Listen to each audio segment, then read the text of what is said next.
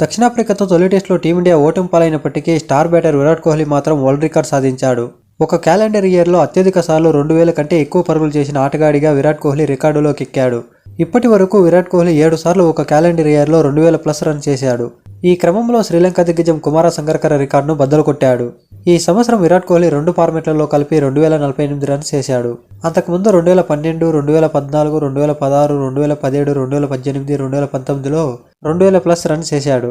కాగా 146 ఏళ్ల అంతర్జాతీయ క్రికెట్ చరిత్రలో ఈ ఫీట్ నమోదు చేసిన ఏకైక ఆటగాడిగా విరాట్ కోహ్లీనే కావడం విశేషం. ఇక జనవరి 3 నుంచి సౌత్ ఆఫ్రికాతో జరగనున్న రెండో టెస్ట్ కోసం టీమిండియా ఒక మార్పు చేసింది.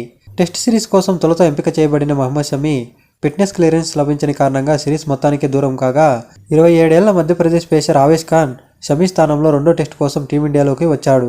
ఆవేశ్ ఖాన్ ఇటీవల సౌత్ ఆఫ్రికాతో జరిగిన 3 వన్డేల సిరీస్లో 6 వికెట్లతో రాణించిన కారణంగా రెండో టెస్ట్ కోసం అతన్ని ఎంపిక చేసినట్టు సెలెక్టర్లు చెప్పారు. ఆవేశ్ ఖాన్ భారత టెస్టు జట్టుకు ఎంపిక కావడం ఇదే తొలిసారి. గతేడాది పరిమిత ఓవర్ల ఫార్మాట్లలో అరంగేట్రం చేసిన ఆవేశ్ ఖాన్ టీమిండియా తరపున ఇప్పటివరకు 8 వన్డేలు 19 టీ20లో ఆడి ఓవరాల్గా 27 వికెట్లు పడగొట్టాడు.